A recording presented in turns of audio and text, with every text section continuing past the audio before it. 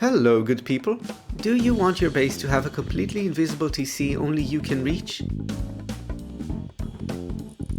Or maybe some extra sneaky loot bunkers nobody's ever gonna find?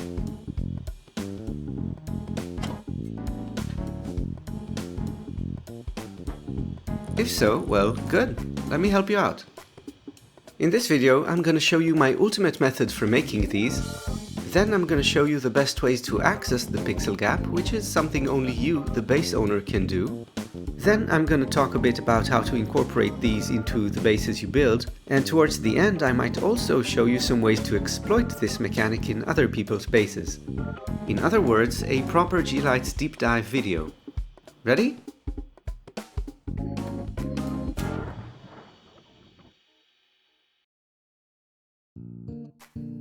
Alright, so there are some methods for this, developed by a few different builders of note. My previous method requires a campfire, and other methods require certain build-outs or items. The method I show you now requires nothing of the sort, and is incredibly quick.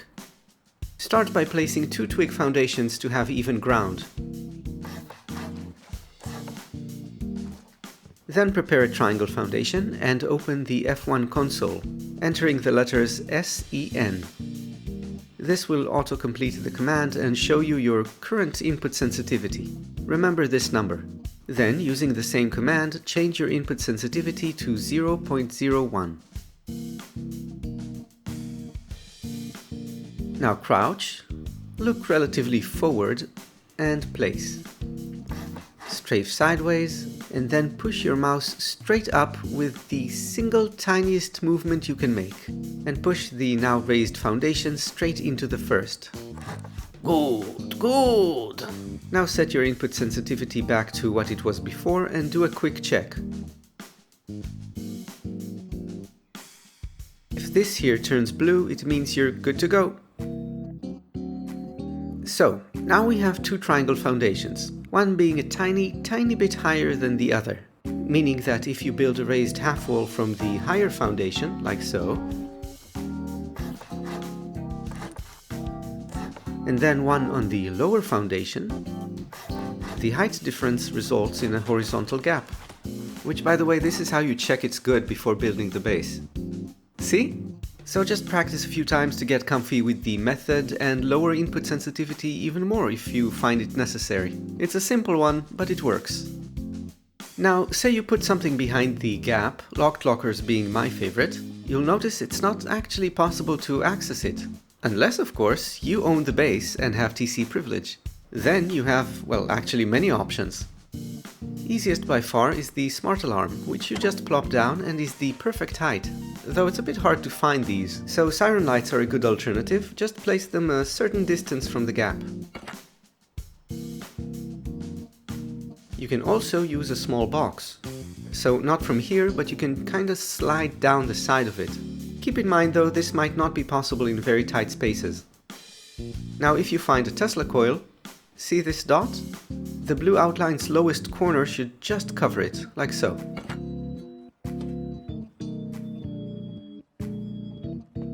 Shotgun trap. There is a faint screw hole here, which you just cover with the wooden leg bit.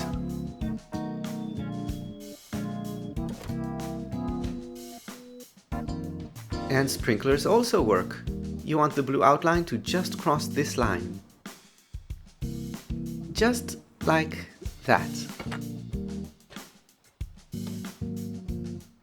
And if there's enough space to build, the humble triangle roof works as well.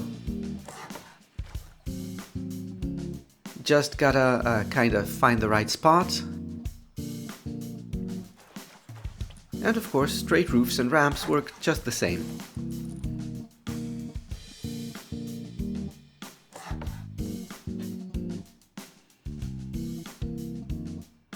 So tons of options, just don't forget to remove them when you go offline.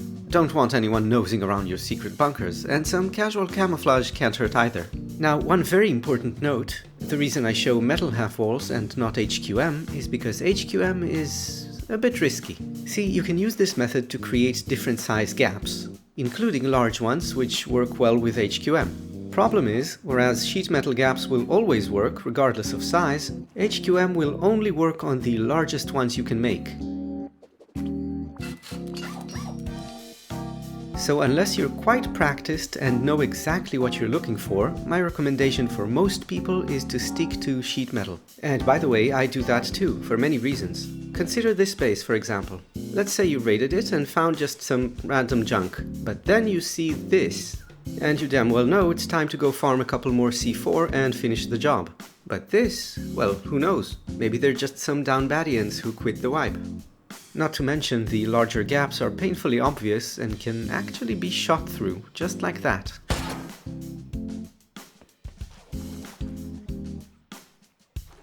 Now compare that to this gap. Almost invisible, even when on level. But being sheet metal, it still works. So you do you, but yeah, that's my 2 cents.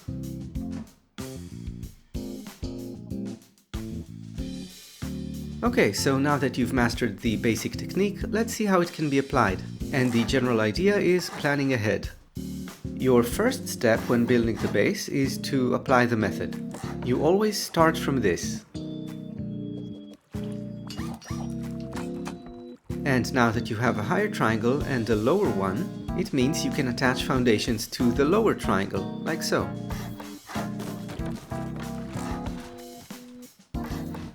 And all these will be lowered, while that one is higher. That means you can make a pixel bunker here,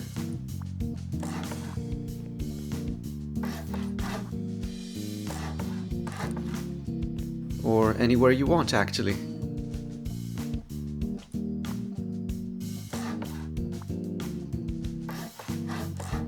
And that's practically invisible, unless you know what you're looking for. Now, one important thing to take note of when planning your base is build sockets. With triangles, if I stand on this side, tiles will attach to this higher foundation. But if I stand on this side, they'll attach to the low foundation, therefore being slightly lower themselves. The same applies for squares, so this is a high wall, and this one's lower. But for square and triangle, tiles will always attach to the square, regardless of where you stand. Therefore, this will always be a high wall. So keep that in mind when planning out your base. Okay, let's do a practical demonstration. This is the 4th floor of a base I call the Devil. Out of everything here, this is the only raised tile. But that's enough. We just build off of it, carrying half-height tiles as we go. Just add half walls for stability where necessary.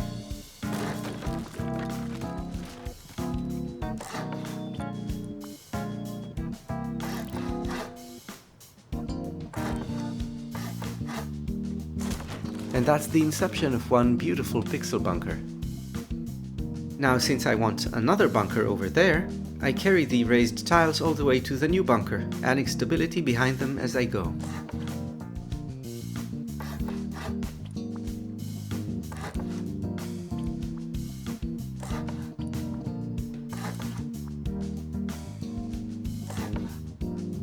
And there it is.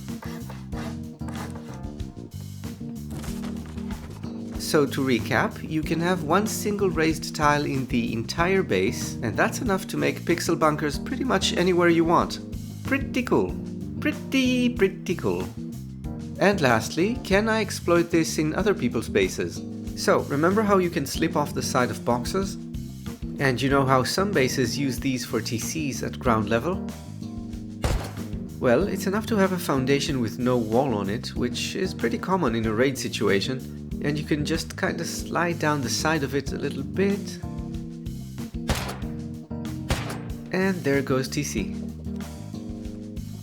And that's it. Everything you need to know about horizontal pixel gaps, until the next edition. Well, actually, one last funny anecdote, I guess. If you're an old school PvP enjoyer who already has good mouse control and plays with low sense, you might not even need the F1 console command.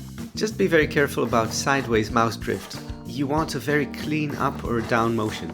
Now, if you appreciate these kinds of deep dives into Rust mechanics, don't forget to leave a like and comment for the YouTube algo. Check out the rest of my very nice and welcoming videos. Goodbye for now, and blessed be.